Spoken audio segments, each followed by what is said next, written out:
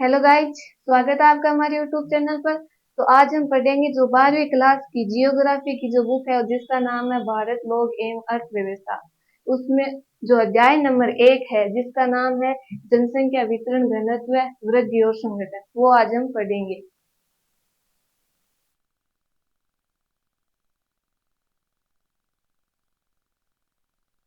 इसमें हमारे 9 चैप्टर है जिसमें हम आज पहला चैप्टर देखेंगे। ठीक है।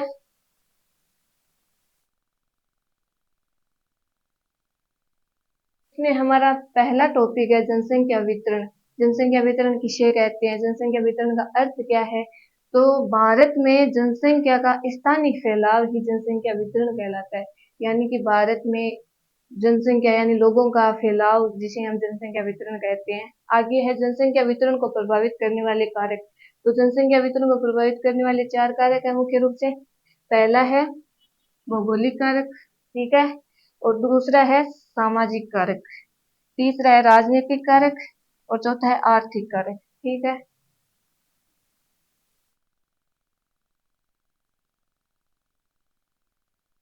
ये पहला है भौगोलिक कारक। भौगोलिक कारक में भी 4 टॉपिक है जिसमें है जल की उपलब्धता, दूसरा है भू आकृति, तीसरा है जलवायु और चौथा है मृदा। तो जल की उपलब्धता, तो जहां पे जल अधिक होगा वहां पे जनसंख्या अधिक पाई जाएगी, जहां पे जल कम होगा वहां पे जनसंख्या कम पाई जाएगी। ठीक है। आगे है भू आकृति। भू आकृति में जहां पर समतल मैदान होगा वहां पे जनसंख्या अधिक पाई जाएगी, जहां पे जमीन उबड़ खाबड़ होगी वहां पे जनसंख्या कम पाई जाएगी, क्योंकि वहां पर कृषि नहीं की जा सकती, सड़क परिवहन जैसे कार्य नहीं हो सकते। ठीक है। आगे है जलवायु। जलवायु में जहां पर तापमान अधिक होगा वहां पे जनसंख्या कम पाई जाएगी, जहां पे तापमान कम होगा वहां पे भी जनसंख्या कम पाई जाएगी। हमारे भारत में जैसे थार का मरुस्थल है वहां पे जनसंख्या कम पाई जाती है क्योंकि वहां पे तापमान अधिक है। और जैसे साइबेरिया का मैदान है वहां पे ज्यादा ठंड पड़ती है इसलिए वहां पे जनसंख्या कम पाई जाती है। इनके जो मध्य का भाग होता है उसे हम कहते हैं शीतोष्ण कटिबंध, वहां पे जनसंख्या अधिक पाई जाती है। आगे है मृदा। मृदा भी 3 प्रकार की होती है। पहली होती है रेत यानी भूरी मृदा, और दूसरी दोमट मृदा, और तीसरी है काली मृदा। तो कृषि के लिए जो उपजाऊ मृदा होती है वो है दोमट मृदा। तो जहां पर दोमट मृदा अधिक होगी वहां पे जनसंख्या अधिक पाई जाएगी। आगे है सामाजिक कारक, दूसरा टॉपिक है। इसमें हमारे 3 है। पहला है धार्मिक महत्व, दूसरा है अशांति और तीसरा खराब सामाजिक वातावरण।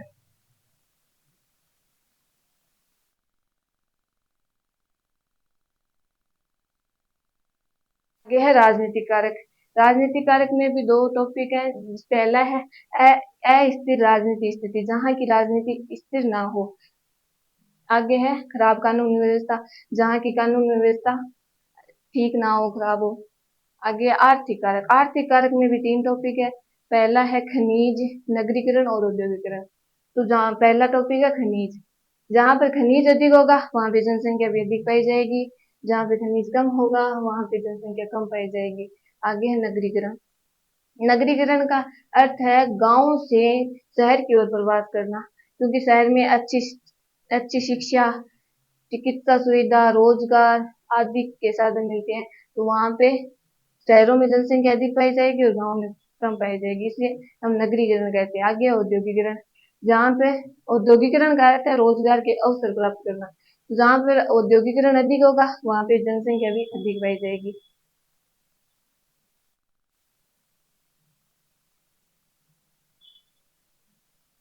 अब हम देखेंगे भारत की जनसंख्या के बारे में पढ़ेंगे। ठीक है।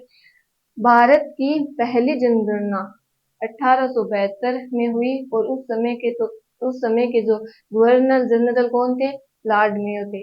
और आगे है भारत की संपूर्ण व्यवस्थित जनगणना। वो तो पहली जनगणना थी, पूरी नहीं हुई थी, उसके बाद में 1881 में जो जनगणना हुई तब वह पूरी हुई थी। उस समय के जो गवर्नर जनरल थे वो थे लॉर्ड रिपन। ठीक है। आगे अब तक भारत में 15 जनगणना हो चुकी है। अब है ऋणात्मक वृद्धि दर, यानी ऋणात्मक वृद्धि दर किस दशक में हुई। तो 1911 से 1921 में वृद्धि के स्थान पर -0.31 की कमी दर्ज की गई, यानी 1911 से लेकर 1921 के मध्य वृद्धि नहीं हुई थी, -0.31% की कमी दर्ज की गई थी।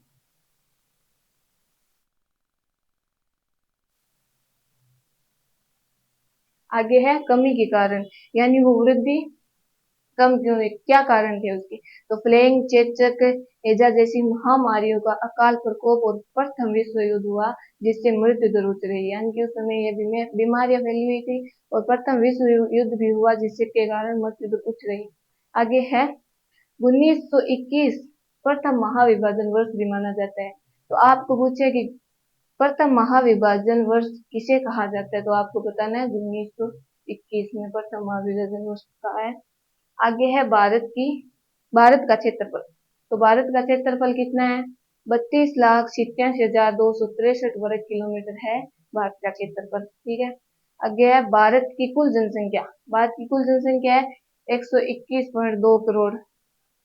आगे है भारत की जनसंख्या विश्व की कुल जनसंख्या का 17.5% है, यानी कि जो विश्व का पूरा भाग है उसमें जो 100% जनसंख्या है उसमें से 17.5% भारत के भाग में है। ठीक है।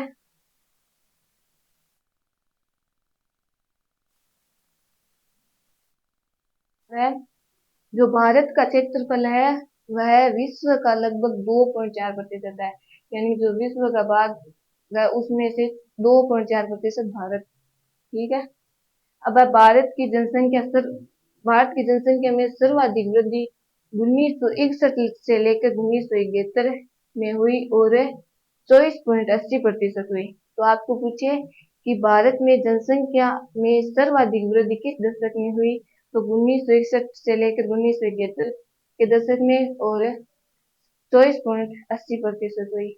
आगे है जनगणना 2011 के अनुसार दशक की वृद्धि, जनसंख्या में दशक की वृद्धि हुई 17.7%, जनगणना 2011 के अनुसार। अब है सर्वाधिक वृद्धि दर वाले राज्य कौन कौन से है, तो पहला है मेघालय, ये रहा मेघालय, इसमें है 27.9%। दूसरा है अरुणाचल प्रदेश, अरुणाचल प्रदेश का है 26.0%। ठीक है। और ये दो है। आगे है न्यूनतम वृद्धि दर वाले राज्य, न्यूनतम वृद्धि दर वाले राज्य है नागालैंड, जिसमें है -0.6, और केरल, ये रहा हमारा केरल, इसमें है 4.9%। तो ये है न्यूनतम वृद्धि दर वाले। सबसे कम है वो है नागालैंड में वृद्धि दर -0.6% है। ठीक है। अब है जनसंख्या, भारत में क्षेत्रफल की दृष्टि से सबसे बड़ा राज्य, तो भारत में क्षेत्रफल की दृष्टि से सबसे बड़ा राज्य है वो है राजस्थान। ठीक है। और भारत में क्षेत्रफल की दृष्टि से सबसे छोटा राज्य वो है गोवा, ये रहा गोवा, ये सबसे छोटा है। बाद में है भारत में जनसंख्या की दृष्टि से सबसे बड़ा राज्य, वो तो थे क्षेत्रफल की दृष्टि से, अब है जनसंख्या की दृष्टि से, तो वो उत्तर प्रदेश है सबसे बड़ा राज्य, और 2 नंबर पर है महाराष्ट्र। ठीक है। बाद में है जनसंख्या की दृष्टि से सबसे छोटे राज्य, तो सबसे छोटे राज्य है वो है सिक्किम और मिजोरम।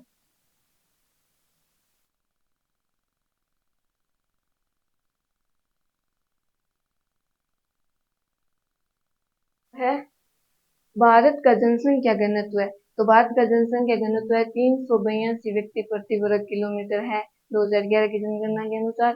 और स्वतंत्रता के समय 1951 में भारत का जनसंख्या घनत्व 17.7 व्यक्ति प्रति 117 व्यक्ति प्रति वर्ग किलोमीटर था। जब हमारा भारत आजाद हुआ उसके बाद भारत आजाद हुआ था 1947 में, और उसके बाद 1951 में जो जनगणना हुई थी तब हमारा जनसंख्या घनत्व था 117 व्यक्ति प्रति वर्ग किलोमीटर, और 2001 में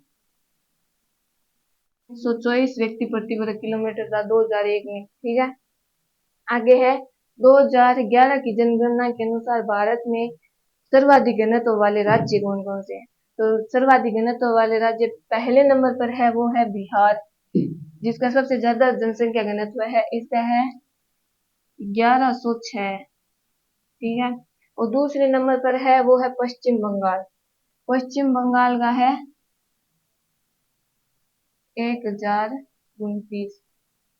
और 3 नंबर पर है वो है केरल। तो केरल का जनसंख्या घनत्व है, ये रहा हमारा केरल, इसका जनसंख्या घनत्व है 559, 859, ठीक है। और बाद में है उत्तर प्रदेश। तो उत्तर प्रदेश का जनसंख्या घनत्व है उत्तर प्रदेश का 829। और इसके बाद में तमिलनाडु भी है एक, तो यहाँ पे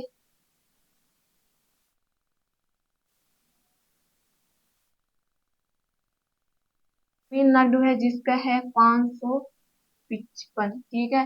तो हमारा तमिलनाडु रहा, ये रहा यहाँ पर हमारा तमिलनाडु है। इसका जो घनत्व है, जनसंख्या घनत्व, वो है 555, ठीक है। तो ये तो है सर्वाधिक घनत्व वाले राज्य। तो आपको सर्वाधिक घनत्व वाले राज्य कौन पूछे तो आपको ये 5 राज्य बताने हैं। और सबसे ज्यादा घनत्व है वो है बिहार का, जो है 1106, ठीक है। अब है 2011 की जनगणना के अनुसार न्यूनतम जनसंख्या घनत्व वाला राज्य। तो सबसे न्यूनतम घनत्व वाला राज्य है वो है अरुणाचल प्रदेश। इसका सबसे कम घनत्व पाया जाता है, ये है 17 व्यक्ति प्रति वर्ग किलोमीटर, ठीक है, अरुणाचल प्रदेश का।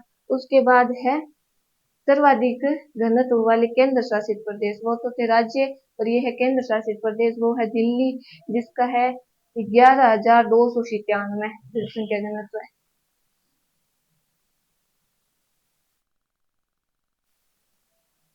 अब है जनसंख्या घनत्व, जिसे हम गणितीय घनत्व भी कह सकते हैं। तो जनसंख्या घनत्व किसे कहते हैं? प्रति इकाई क्षेत्र में निवास कर रहे व्यक्तियों की संख्या के अनुपात को हम जनसंख्या घनत्व कहते हैं, ठीक है। इसका क्षेत्रफल है, इसका सूत्र है कुल जनसंख्या बटा कुल क्षेत्रफल, ठीक है। अब है कायिक घनत्व, जिसे हम भौतिक घनत्व भी कहते हैं। तो कायिक घनत्व किसे कहते हैं? किसी प्रदेश में कुल कृषि क्षेत्र पर निवास कर रहे व्यक्तियों की संख्या के अनुपात को हम कायिक घनत्व कहते हैं। इसका सूत्र है कुल जनसंख्या बटा कुल कृषित क्षेत्रफल,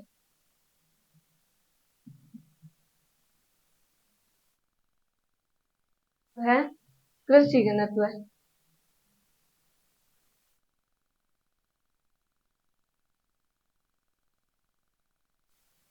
कृषि घनत्व किसे कहते हैं? तो कृषि की जाने वाली भूमि का क्षेत्रफल और उस पर निवास कर रहे कुल कृषक जनसंख्या का अनुपात, जिसे हम कृषि घनत्व कहते हैं। इसका सूत्र है कुल कृषिगत जनसंख्या बटा कुल कृषिगत क्षेत्रफल। आगे है जनसंख्या वृद्धि। जनसंख्या वृद्धि किसे कहते हैं? निश्चित 2 समय अंतरालों के बीच हुई जनसंख्या में वृद्धि या परिवर्तन को हम जनसंख्या वृद्धि कहते हैं।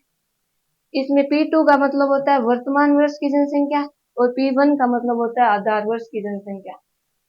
इसमें मान लीजिए 2011 की जनगणना के अनुसार जनसंख्या है 121 करोड़, माइनस 2001 की जनगणना के अनुसार जनसंख्या 102 करोड़, बट्टा P1 है आधार वर्ष की जनसंख्या होगी, तो 102 करोड़ भी यहाँ पे आ जाएगा, गुणा 100। तो 121 में माइनस करेंगे 102 तो आएगा 19, 19 बटा 102 गुणा 100। अब 19 को 100 से गुणा करेंगे तो 19 आ जाएगा, 102। अब 19 में 102 का भाग देंगे तो आएगा 17.7%। तो ये आ गई दशक वृद्धि, इसमें 17.7% दशक वृद्धि आ जाएगी।